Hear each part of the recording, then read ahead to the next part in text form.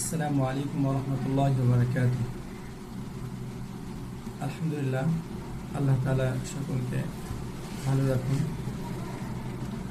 তো আপনারা যে কিতাবটি দেখতে পাচ্ছেন এটি সকলে অনেকের কাছে পরিচিত এবং আরবি ভাষার একটি খুবই সুন্দর কিতাব এবং খুবই সাবলীলভাবে এই কিতাবটি লেখা হয়েছে।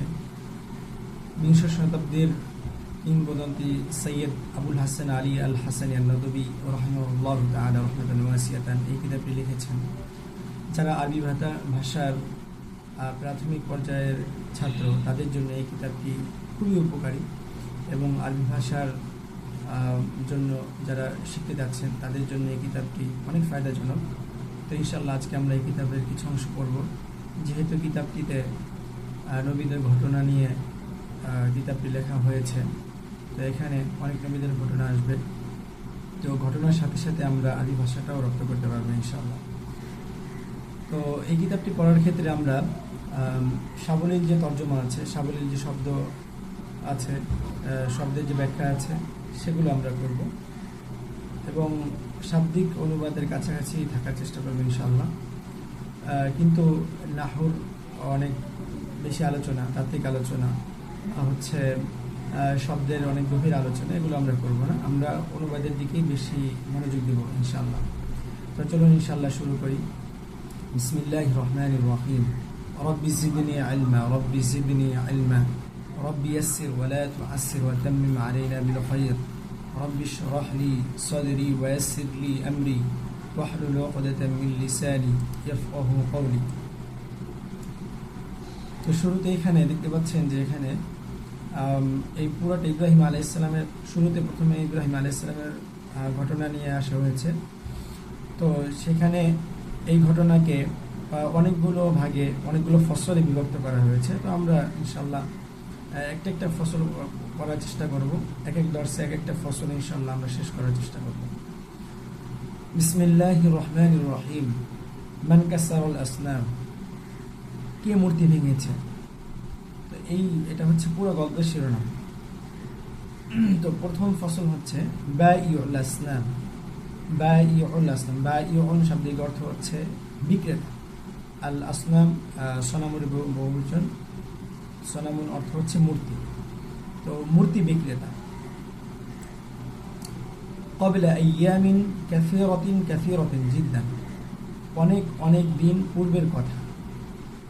কানা ফি ক্বরিয়াতিন রাজুলুন মাশহুরুন জিদ্দান। ক্বরিয়াতুন শব্দের অর্থ হচ্ছে গ্রাম, আর রাজুলুন মাশহুরুন প্রসিদ্ধ লোক। কানা ফি ক্বরিয়াতিন একটি গ্রামে ছিল, রাজুলুন মাশহুরুন জিদ্দান একজন প্রসিদ্ধ লোক। একটি গ্রামে একজন খুব প্রসিদ্ধ লোক ছিল।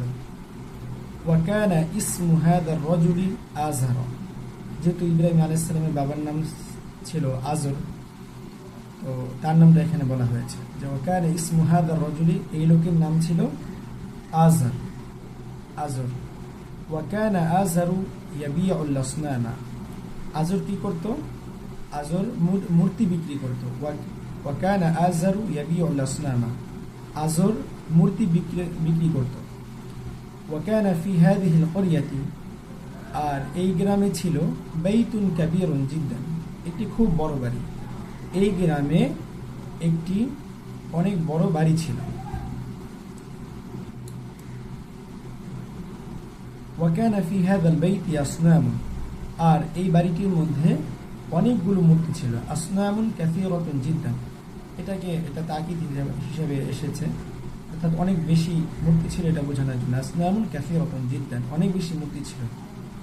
ওয়া কানা আন-নাসু ইয়াসজুদুনা লিহাযিহিল আসনাম, মানুষ এই মূর্তিগুলোর পূজা করত। ওয়া কানা আযরু ইয়াসজুদু লিহাযিহিল, একটু ভুল হয়েছে, ওয়া কানা আন-নাসু ইয়াসজুদুনা লিহাযিহিল আসনাম, লোকেরা এই মূর্তিগুলোকে সিজদা করত। ইয়াসজুদুনা অর্থ সিজদা করত তারা। ওয়া কানা আযরু ইয়াসজুদু লিহাযাল আসনাম, আজর যিনি ইব্রাহিম আলাইহিস সালামের পিতা ছিলেন, ইয়াসজুদু লিহাযিহিল আসনাম, তিনিও এই মূর্তির সিজদা করতেন, এই মূর্তিকে সিজদা করতেন। وكان آزر يعبد لهذه الأصنام وكان آزر يعبد هذه الأصنام আজর এই মূর্তিগুলোর ইবাদত বা উপাসনা করত। তো আজকে এই পর্যন্ত এতটুকুই থাক ইনশাআল্লাহ। আমরা পরবর্তী দর্শে সামনের যে ফসলটা আছে ওয়ালাদু আজারও এখান থেকে পড়বো ইনশাআল্লাহ।